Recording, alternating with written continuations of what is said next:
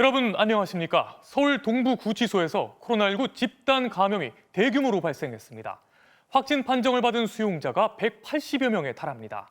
확진자는 주로 신입 수용자들이 머무는 곳에서 나왔습니다. 김정인 기자가 보도합니다. 서울 동부구치소에서 코로나19 확진자가 집단 발생했습니다.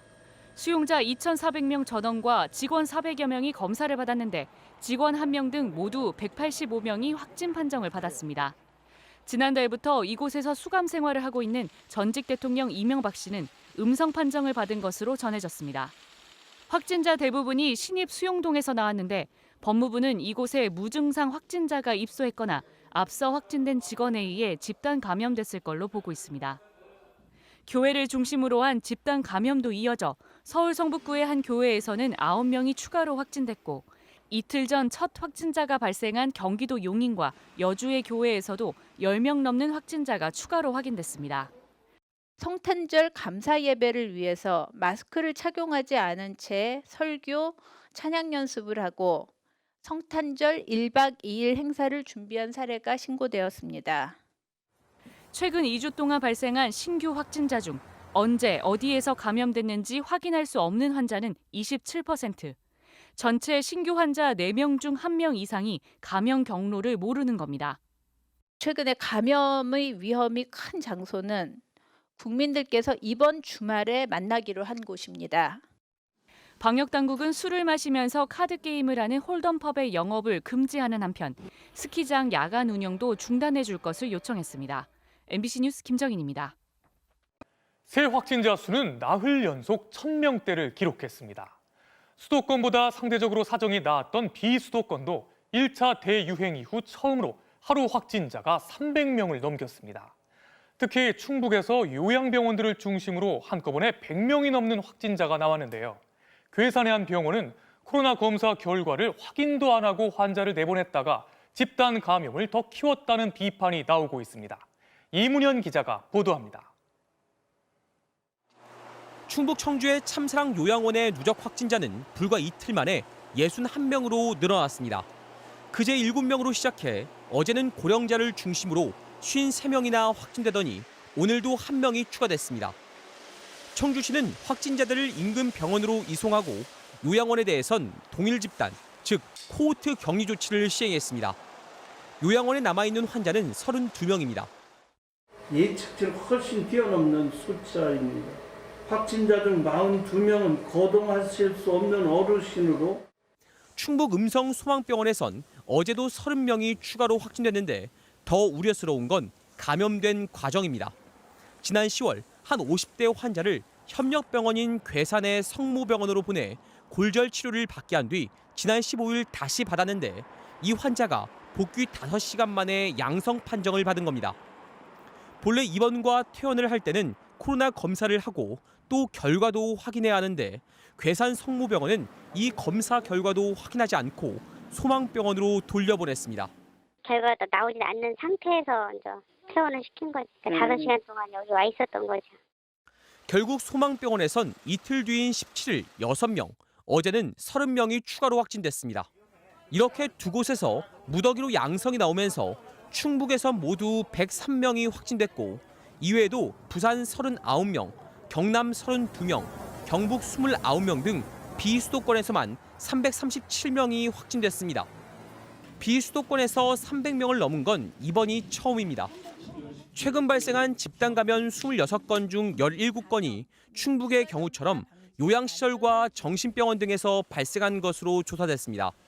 방역당국은 노인 등 고위험군이 생활하는 시설에 대해선 감염 관리를 더 강화해 줄 것을 당부했습니다. MBC 뉴스 이문현입니다. 결국 정부가 대형 병원들을 상대로 중환자 병상을 마련하라는 행정명령을 내렸습니다. 병상 부족 사태가 갈수록 심각해지고 있기 때문인데요. 집에서 입원을 기다리다 숨진 확진자가 이달 들어서만 6명에 이릅니다. 정부는 이번 조치로 400개 이상의 병상을 새로 확보하게 될 것으로 예상했습니다. 정동훈 기자가 보도합니다. 전국의 중증 환자 전담 병상 가운데 입원이 가능한 병상은 48개, 8.4%에 불과합니다. 충북과 대전 등 6곳은 남은 중증 병상이 아예 없습니다. 병상은 없는데 위중증 환자는 200명대 이상을 기록하며 빠르게 증가하고 있습니다. 환자 급증 속도로 볼 때 현재 병상 수로는 언제 의료 체계가 마비될지 모르는 상황. 정부가 중환자 병상 확보를 위해 코로나19 사태 이후 처음 대형 병원들의 행정명령을 내렸습니다. 대상은 서울 아산, 삼성 서울, 세브란스 등 이른바 빅5 병원을 포함한 전국 40여 곳의 대학 및 상급 종합병원입니다. MBC가 입수한 코로나19 중증 환자 전담 치료병상 확보 명령 공문입니다. 중앙사고수습본부가 지자체에 발송한 건데 상급 종합병원은 병상 수의 최소 1%, 국립대병원은 1% 이상을 코로나 전담 병상으로 확보하라는 내용이 담겼습니다. 병상 확보 시한도 23일까지는 60%, 일주일 뒤인 26일까지는 100% 가동하라고 명시했습니다. 이들 대형 병원의 병상은 4만 6천여 개로 최소 460개 확보가 가능해져 코로나 중증 환자 병상은 1,000개 정도로 늘어날 걸로 보입니다. 정부는 병상을 마련만 해도 수가의 5배, 거기서 환자를 치료할 경우 수가의 10배를 지급한다고 밝혔습니다. 중환자 병상 수가가 70만 원 정도인 서울대병원의 경우 환자 치료 시 하루 700만 원이 지급됩니다. 하지만 의료기관들은 준비할 시간이 부족하다며 난색을 표하고 있고 중환자실에 있던 기존 환자들의 피해도 불가피합니다. 기존 중환자실을 좀 폐쇄를 해야 되거든요. 그런 걸 좀 감안해가지고 시간 여유를 줘야 돼요. 병상이 있다고 바로 투입을 하는 게 아니라 일반 의료진들이 거기 못 들어가거든요. 정부는 내일 중환자 병상을 확보하기 위한 구체적인 대책을 발표할 예정입니다. MBC 뉴스 정동훈입니다. 이제 관심은 과연 정부가 거리 두기를 마지막 단계인 3단계로 올릴 것이냐 하는 겁니다. 3단계가 되면 미용실은 아예 문을 닫아야 되고 식당은 배달만 가능해지는데요. 그만큼 자영업자들의 피해는 더 커지겠죠. 긴장 속의 주말 도심을 윤상문 기자가 다녀왔습니다. 서울 마포구의 한 고깃집. 점심시간인데도 상당히 넓은 2층 식당 전체가 텅텅 비었습니다. 회식 손님도 하나도 없고 올해는 한 60% 이상 줄어버리고. 앞으로가 더 걱정입니다. 영업이 그나마 밤 9시까지는 가능했지만 만약 거리두기 3단계가 되면 사실상 결정타를 맞게 되기 때문입니다. 못하죠. 삼겹살이나 이런 같은 판이는데 소고기는 그 사람들이 인식이 생고기로 취급하는 분들이라 3단계 가면 죽는 사람이 많아요. 그 집에 가면 처자식들 그 보이는데 그거 어떻게 하겠어요. 다른 식당들도 사정은 마찬가지로 배달업체를 알아봤지만 당장은 구할 수 없다는 답을 들었다고 합니다. 금방은 안 돼요. 요즘은 한 달, 2달 걸린대요. 새로 신청하잖아요. 그러면 그게 시간이 걸린대요. 3단계가 되면 미용실도 문을 닫아야 합니다. 서울의 한 미용실이 최근 손님들에게 보낸 문자 메시지. 3단계로 격상되면 전국의 모든 미용실이 문을 닫게 된다며 그 이전에 고객들을 만나고 싶다고 호소하는 내용입니다. 크게 반응이 오지는 않아요. 3단계가 언제 시작될지 몰라 하루하루가 불안하다고 합니다. 프리랜서다 보니까 저희도 엄청난 경제적 타격을 입게 되니까 사실 걱정은 되게 크죠. 거리두기가 3단계로 올라가면 자영업자와 소상공인들이 받을 타격은 불가피한 상황. 정부는 최대한 신중하게 격상 여부를 결정하고 피해 최소화를 위해 세부적인 영업 방침에 대해 계속 논의하고 있는 것으로 전해졌습니다. MBC 뉴스 윤상문입니다. 그동안 확진자가 많지 않았던 강원도 영동 지역에서도 한꺼번에 확진자가 쏟아졌습니다. 동해시에서만 40명 가까이 확진자가 나왔는데 이 가운데 25명이 초등학교에서 나왔습니다. 동해시는 거리두기를 2.5단계로 올리고 모든 시민을 검사하기로 했습니다. 김용호 기자가 보도합니다. 한 학교 체육관 앞에 긴 줄이 생겼습니다. 이 학교에 다니는 학생이 가족과 함께 확진 판정을 받으면서 전교생에 대한 진단 검사가 시작된 겁니다. 이곳만이 아닙니다. 동해시에서는 학교와 연관된 감염이 지역사회에서 확산되고 있는 게 문제입니다. 실제로 동해시 중앙초등학교에선 지난 17일 학생 1명과 방과 후 교사가 확진돼 910명을 전수검사했는데 무려 25명이 추가로 확진된 것으로 나타났습니다. 현재 전수검사가 진행되고 있는 학교는 3곳. 동해시는 최근까지 2단계 이내로 유지돼 제한적이지만 대면 수업이 가능했는데 이제 한계에 직면한 상황입니다.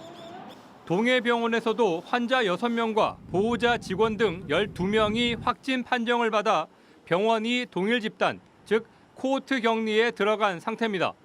어저께 검사한 데이터들이 아직 저희들한테 통보가 안 돼서 그다음부터는 또 달라져서 오늘 하루 현재까지 36명의 확진자가 나온 동해시는 거리 두기를 내일 0시부터 2.5단계로 올리기로 했습니다.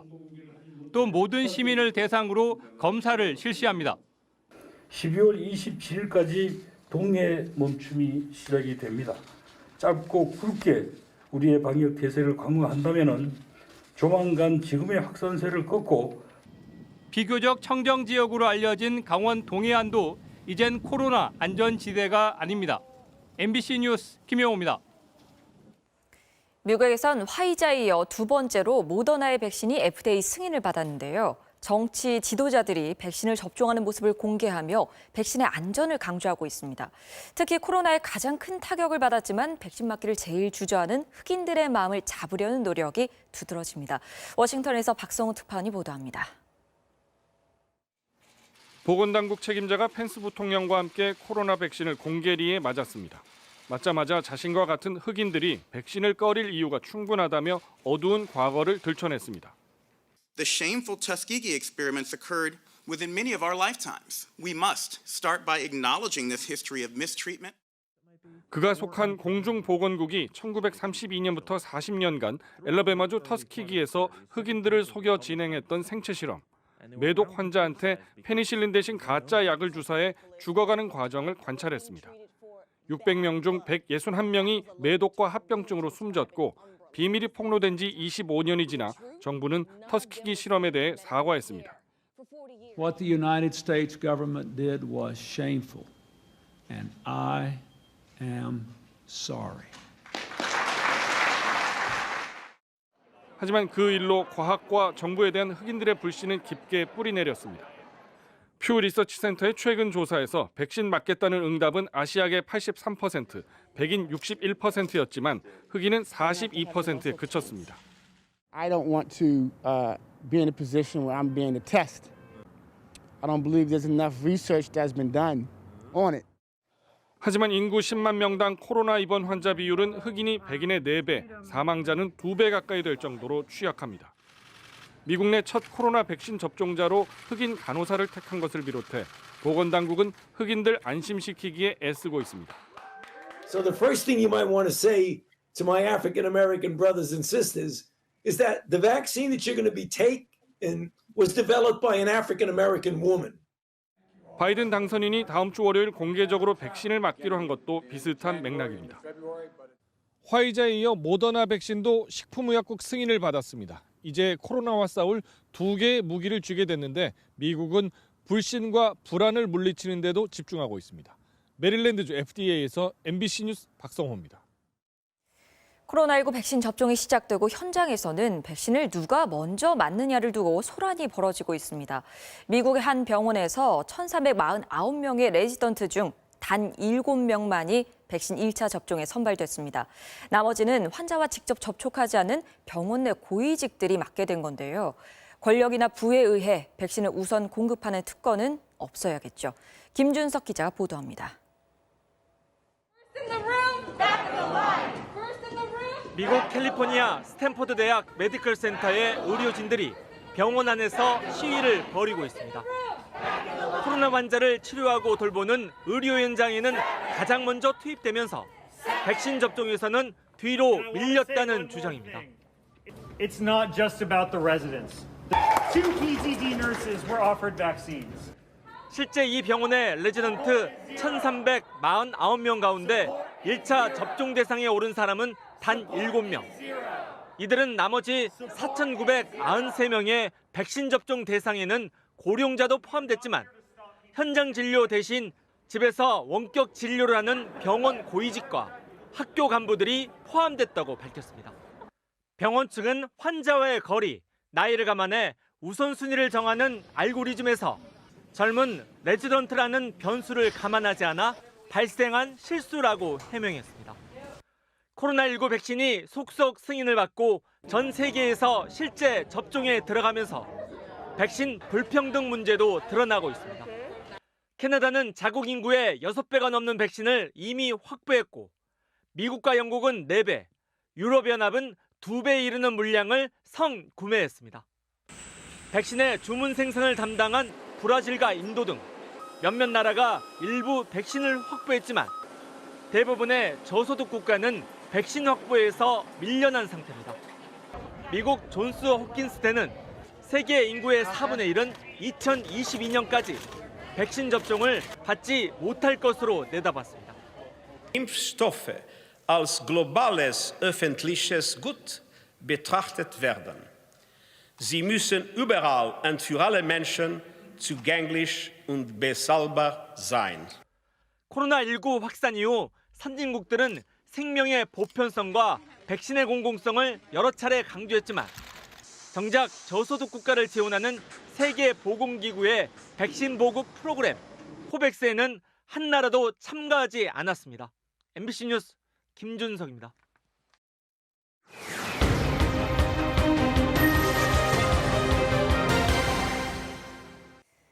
제보는 MBC입니다. 오늘 낮 김포의 한 아파트에서 40대 관리사무소 직원이 60대 경비원을 마구 때렸다는 제보가 들어왔는데요. 경비실 안에 있던 난방장치를 달라고 했는데 경비원이 거절했다는 이유였습니다. 이재민 기자가 현장 취재했습니다. 경기 김포시에 있는 한 아파트. 오늘 오전 10시 반쯤 아파트 관리사무소 직원 42살 노 모 씨가 경비실로 찾아왔습니다. 주민들이 써야 한다며 경비실 안에 있던 난방장치를 가져가기 위해서였습니다. 경비원 63살 이모 씨가 거절하자 노 씨는 욕설을 퍼붓기 시작했다고 합니다. 그래서 내가 그럼 경비실은 추워서 어떻게 근무를 하냐 안 된다. 그랬더만은 하여튼 욕을 하더라고. 하고 이렇게. 곧이어 무차별 폭행이 가해졌습니다. 덩치가 제법 큰 40대 초반 남성이 때리기 시작하자 이 씨는 저항하기조차 어려웠다고 합니다. 한참 맞았어요. 그래고 발로 뭐 얼굴이고 뭐 가슴이고 뭐 없이 그냥 막 화장실 갔더라고요. 정신도 없었죠. 관리사무소 직원은 여기 있는 경비실에서 경비원 이 씨를 끌고 나와 땅에 눕혀놓고 발로 밟는 등 계속 폭행했습니다. 지나가던 주민 2명이 말렸지만 폭행은 계속됐습니다. 바닥에 쓰러진 뒤에도 마구 밟힌 이 씨는 얼굴과 가슴, 정강이 등 온몸을 다쳤습니다.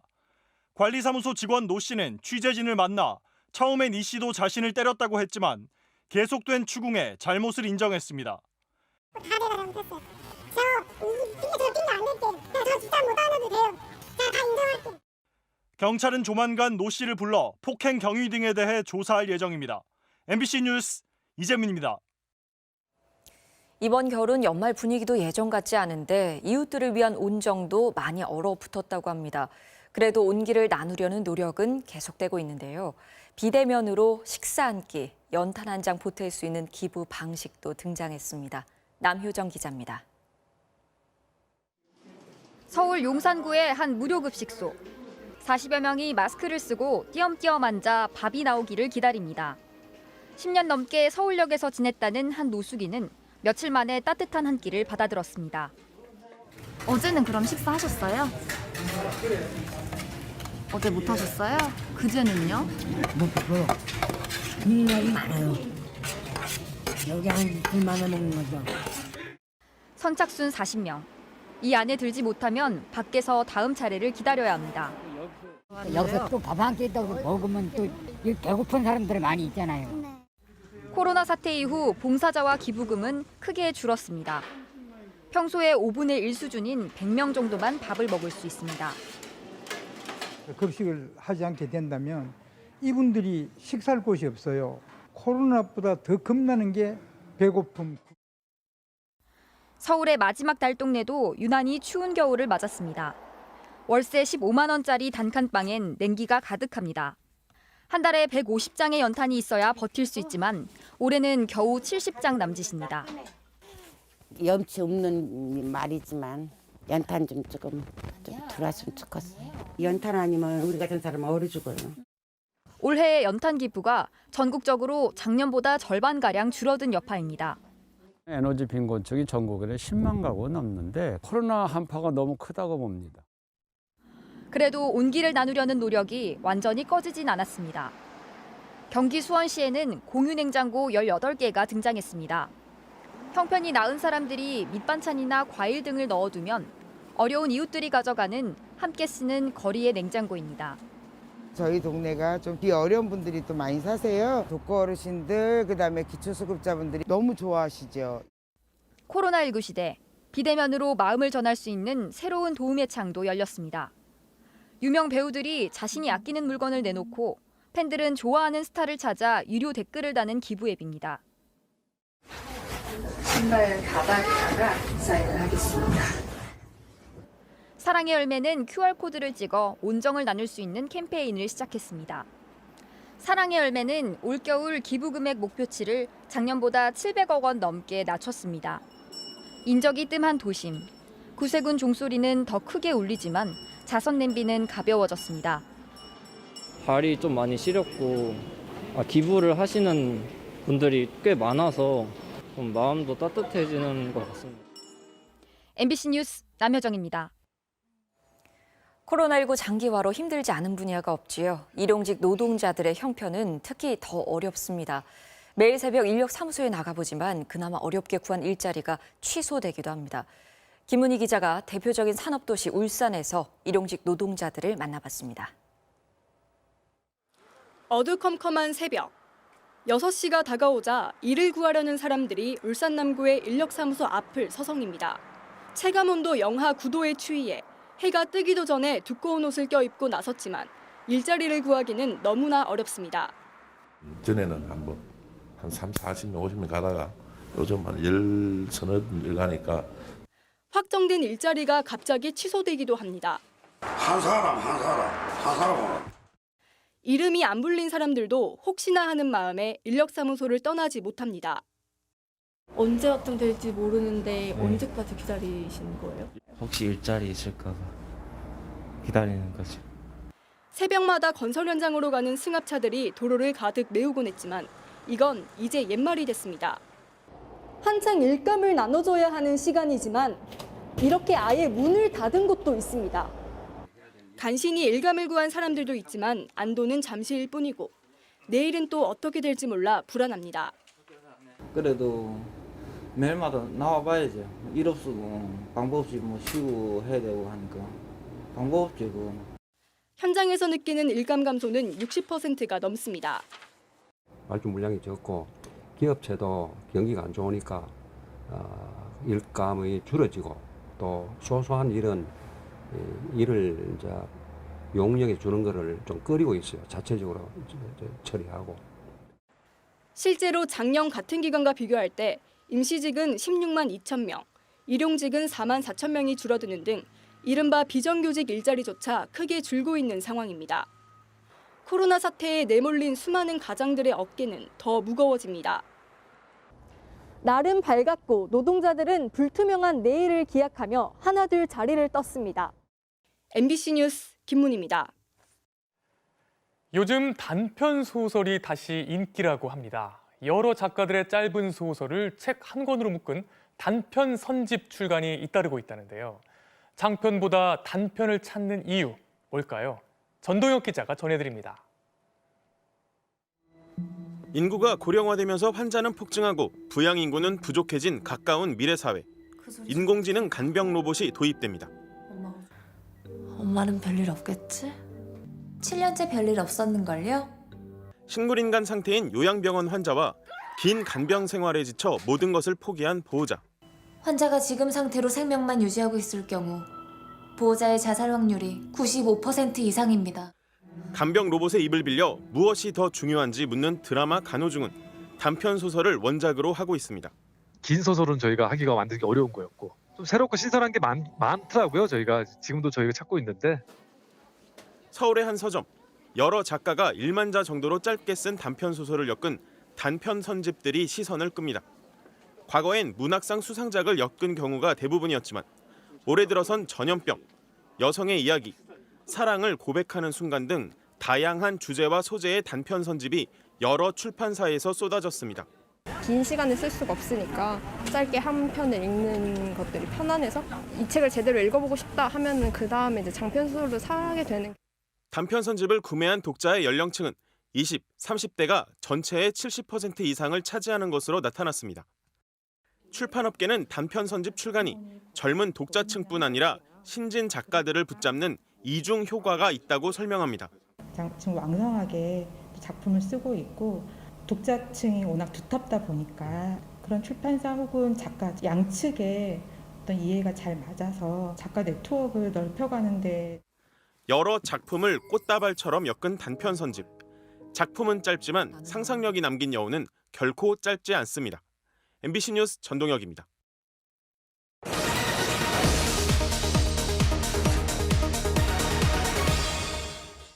길 위에 답이 있다 로드맨입니다. 저희 로드맨은 지난 석 달간 전국 곳곳을 돌아다니며 의료도, 교육도, 일자리도, 일할 사람도 사라져가는 지방의 현실을 전해드렸습니다. 결국 지방 사람들은 기회를 찾아 서울로 모여들고 있는데요. 그렇게 찾아온 서울에서 그들은 어떻게 지내고 있을까요? 연속기획 일방통행 서울민국 마지막으로 머물 그 10번째 도시는 바로 이곳 서울입니다.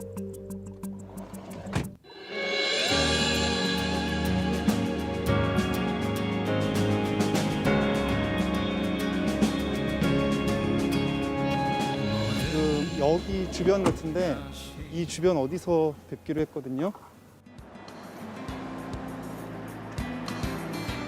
안녕하세요. 저희 취재진입니다. 어디 좀 앉아서 이야기를 하면 좋을까요? 자기소개를 좀 먼저. 31살 정영준이라고 합니다. 서울에서 4년째 직장 생활하고 있고 공무직 전환이 이번에 되질 않아서 퇴사가 다가오게 된 겁니다. 서울로 굳이 오신 이유가 있을까요? 일자리의 양이나 질 모두 지방은 진짜 척박해요. 보증금 2,000에 월세 30에 관리비 5만 원인데 제가 있는 데는 북쪽을 보고 있어서 남쪽보다 5만 원 싸요. 지금 살고 있는 데는 맨 마지막에 온대. 요새 오면은 못해도 월세는 50이고 보증금도 한 3, 4천은 있어야 이런 방을 겨우 구할 수가 있는 것 같더라고요.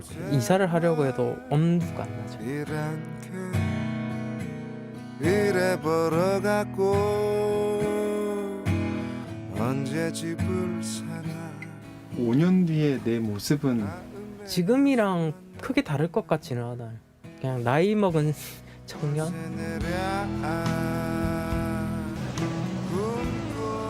실례합니다. 잠시 안에 들어가도 될까요? 제 이름은 최숲이라고 합니다. 직장 때문에 지방에 내려갔다가 올해 왔어요. 중학교 때 올라오지 않으면 이게 기회가 될까라는 생각이 들어서 직장 때문에 내려갔다면서요. 네, 그렇죠? 제가 퇴사를 했죠. 교육 차이가 얼마나 나길래? 광주도 교육열이 되게 높아요. 그분들의 목적은 인서울 대학을 보내는.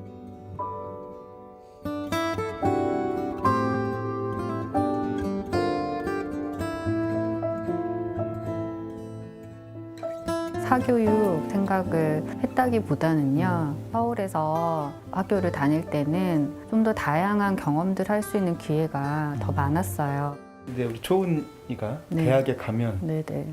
여기 되게 복잡한 동네여서 떠나야겠다. 서울 오니까 더 좋은가요? 더 안 좋은가요? 더 좋은 것 같아요. 서울 친구들이랑 연락은 주고받으니까 뭔가 좀 뒤처져 있는 느낌? 좀 자극도 없고 이대로 생활하고 있는 게 맞을까라는 의문? 이런 게 들었어요. 서울살이는 조금은 외로워서 친구가 많이 생기면 좋겠다. 안녕하세요. 혹시 서울에서 퇴근하세요? 아니세요? 실례합니다. 혹시 서울에서 퇴근하시는 분 계신가요? 실례합니다. 혹시 안녕하세요. 서울에서 퇴근하는 길이세요? 네, 맞아요. 할까 말까 고민했었거든요. 아, 그러셨구나. 저는 원래 그 연신내 쪽에서 2018년도에 왔어요. 여기에서만 살면은 상관이 없는데 먼 거리로 출퇴근을 하게 되면 대중교통이 너무 불편해요. 마을버스도 조금 배차도 너무 크고 이래서 차도 샀어요. 6시에 한 20분쯤에 일어나서 지하철역에 세우고 급행을 따면 이렇게 핸드폰을 하기도 어려워요. 한 4, 50분 이제 서서 가서 홍대에서 갈아타가지고 힘들면 서울 가서 살면 되지. 그런 말을 한다면 이 돈으로 서울에 가면 너무 생활 환경이 척박해질 것 같은 거예요. 잠실에서도 살고 뭐 정암동에서도 살고 막 월세서부터 전세 살고 막 이렇게 살았어요. 물가 집값도 주거비도 높고 그 생활비적인 부분들을 할 수가 없어요. 너무 힘들더라고요.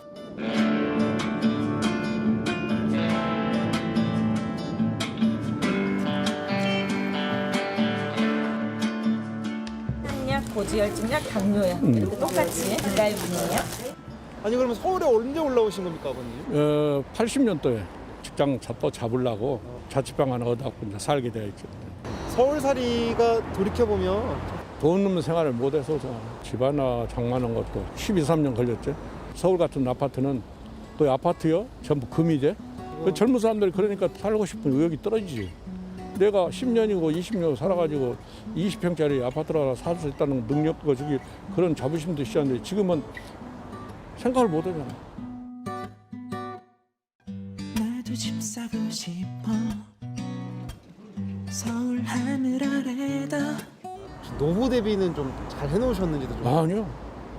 노후 대비 없어. 차라리 시골에 농사 지었으면 더 나았을 거인데. 못 가시는 이유가 있을까요? 병원 3년 전부터 고혈압, 당뇨가 왔기 때문에 한평서는 거의 종합병원 하면 영광으로 가. 그 영광서도 못 오면 이제 강주로 가. 이렇게 걸어 다니는 건 생각을 못 하겠네요. 아, 그건 생각도 못하고. 나이 먹고 서울에 있는 사람들은 똑같아.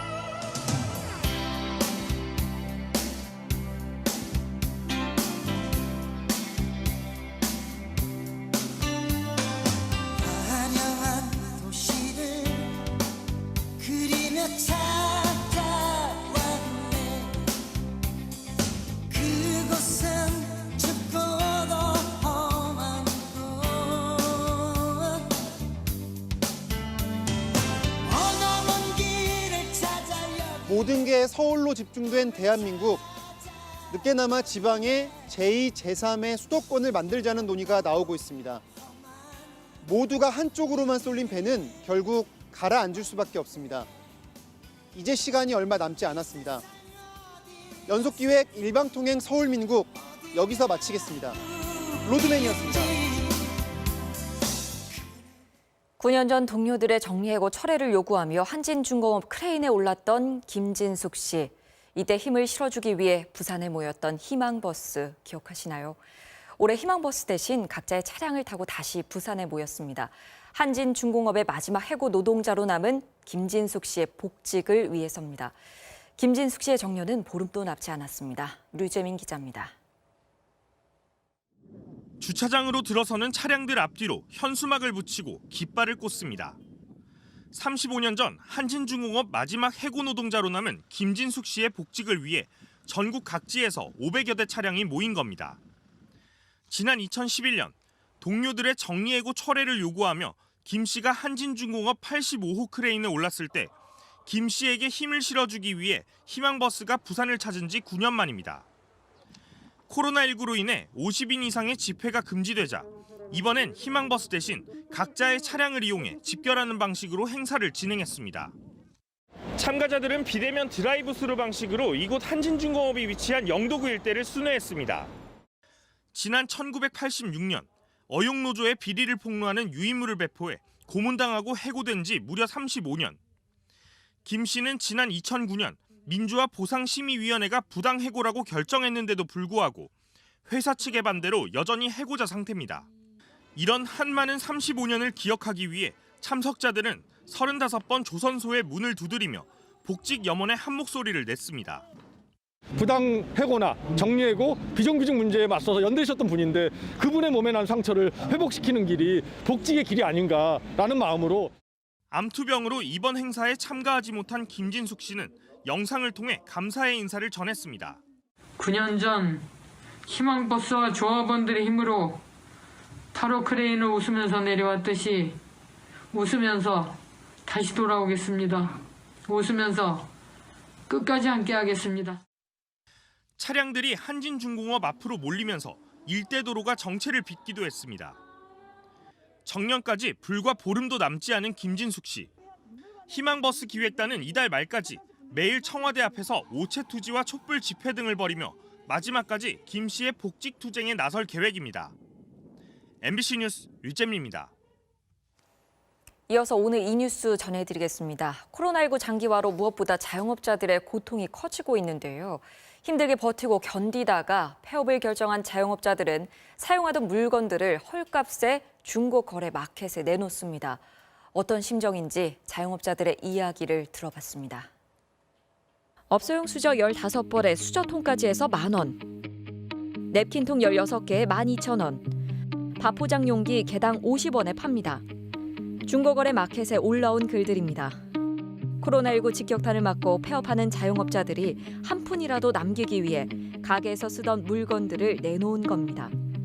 폐업, 업소용이란 단어를 검색하면 냉장고, 에어컨 등 가전부터 남은 식재료와 일회용 용기 같은 소소한 것들까지 다양한 품목들이 셀 수 없이 많이 올라와 있습니다.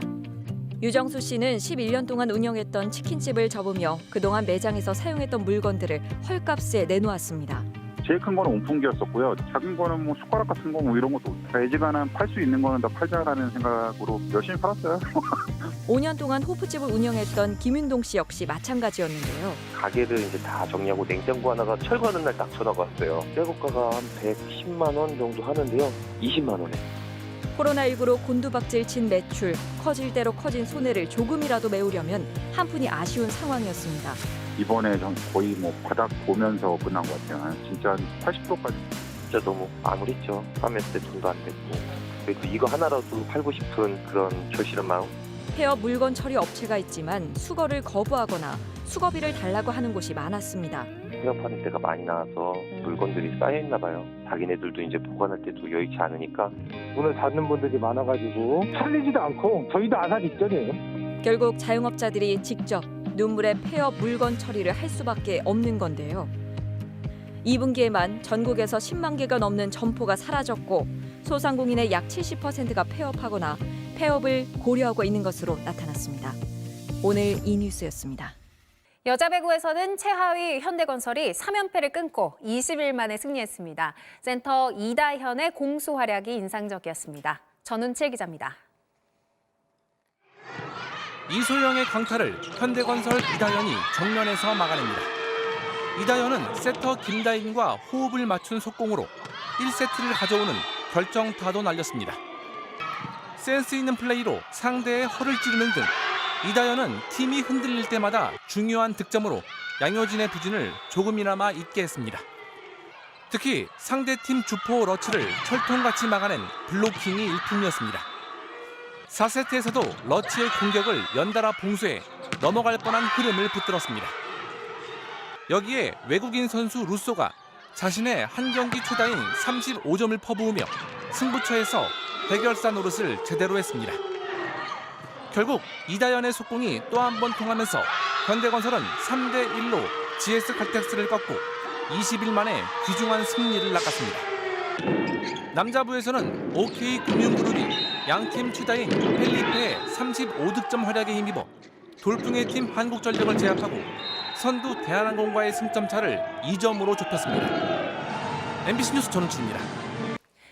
자신의 탄력을 주체할 수 없는 NBA 데릭 존스 주니어의 엘리웁 덩크 감상하시죠. 토요일 밤 스포츠 뉴스였습니다.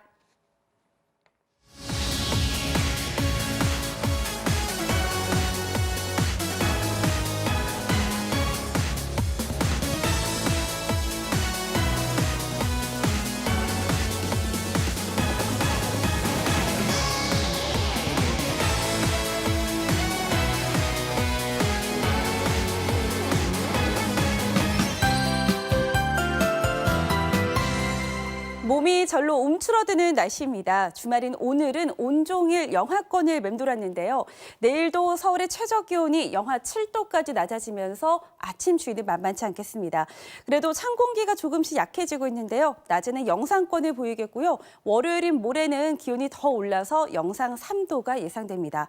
차갑고 건조한 바람이 불어들면서 서울 등 수도권 일대에는 하루 만에 다시 건조주의보가 내려졌습니다.